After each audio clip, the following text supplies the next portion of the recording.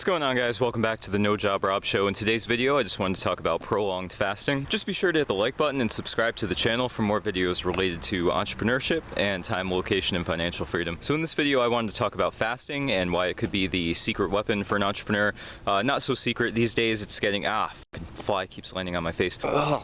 But it's starting to get more play as a good way for people to get more energy and incorporate more willpower into their regimens. And I'm not an expert on the science and the chemistry behind it, so I'm going to try not to get into that. But the pattern that I've been paying a lot of attention to lately is just the fact that because we can eat and control our climates at any time now, a lot of the systems that were in place for our bodies to maintain themselves and make sure that they were ready for different situations just don't feel the need to engage anymore. Because when we were in the wild and in more of like a hunter-gatherer sort of format, there was uncertainty as to where our next meal might come from or what climates we might find ourselves in. And our bodies evolved to optimize and go into sort of a survival mode and say, okay, we need our immune system to be functioning at peak performance right now, and we need to be as efficient as possible in terms of converting our resources into energy. But because most of us exist in a constant state of comfort when it comes to environmental conditions and temperature, and because we tend to never go an extended amount of time without food, our bodies don't perform that maintenance that they were designed to. And I think that manifests into a lot of the health problems that people are experiencing. So I've been dealing with a lot of issues related to chronic fatigue and inflammation, and I saw fasting as a possible way to combat that, because what happens is when you go an extended period of time without eating,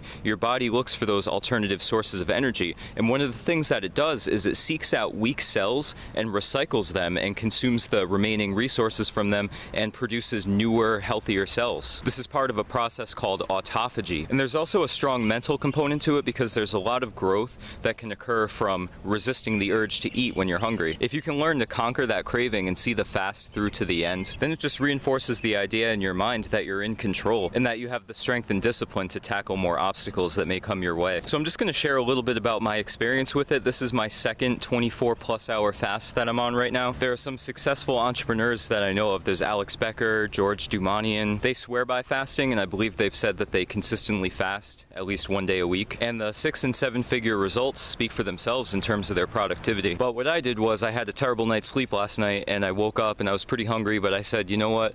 I'm almost halfway to an accidental 24-hour fast. I might as well just go and complete the whole thing. So pro tip, if you haven't had any calories for a while, then you might actually look at it as an opportunity to say like, okay, yeah, I'm already like a good portion of the way there. I might as well keep going. But my main observation from the first complete 24-hour fast that I did was that it relieved the chronic neck tension that I deal with. I've just had terrible posture basically my whole life, and I've also been working on a computer basically 24/7 for the last like 16 years. So I can't say for sure if it was a result of reduced inflammation or just the fact that I was hydrating much better because all I could have was water. You can also have black coffee and certain green teas and apple cider vinegar, but for this particular instance I was mostly just having water. So hydration is so important, and naturally it caused me to hydrate better, so that definitely was a benefit. The other thing was I allowed myself to be way too distracted by it. During the fast I didn't really feel as though I was able to get much done because I was constantly thinking about the fact I was fasting and how hungry I was. And there were times during the day when I found myself fantasizing about just like a morsel of food. I was just like, oh man, if I could have like one crumb right now. So this time I'm gonna try to keep my mind a lot more busy, and if I notice my mind trying to draw my attention to hunger and food, then I'm gonna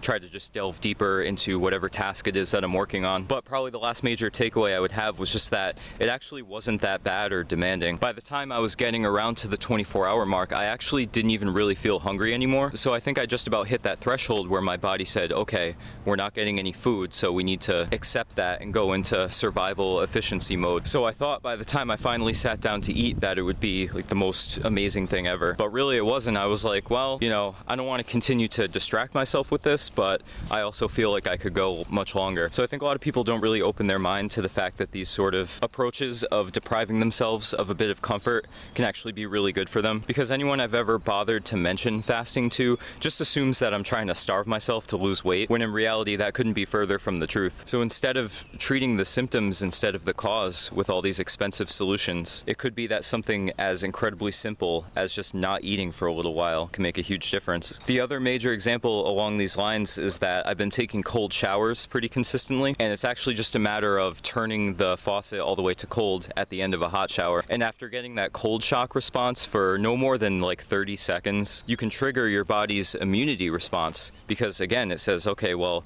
you know, we need to survive these harsh climates right now. And it starts making sure that you have proper hormone allotments and white blood cell counts. And again, it boosts that resilience for the frustrating things that you're bound to encounter over the course of the day. All right, guys, so I hope I've given you something to think about. What I'll do is link below the video to some people I defer to when it comes to more so the science and chemistry behind fasting. So you're going to want to follow their advice when it comes to actually incorporating this and trying to do it properly. But especially if you're an entrepreneur, you need to be functioning at peak performance. And that means taking care of your health and trying to get the highest levels of energy that you can. And I think this could be a great way for you guys to go. So if you enjoyed the video, just be sure to hit the like button and subscribe. I'll be coming back very soon with more entrepreneurial content, ways to make money online, and get more time, location, and financial freedom in your lives. This has been No Job Rob, and have a great day, everybody.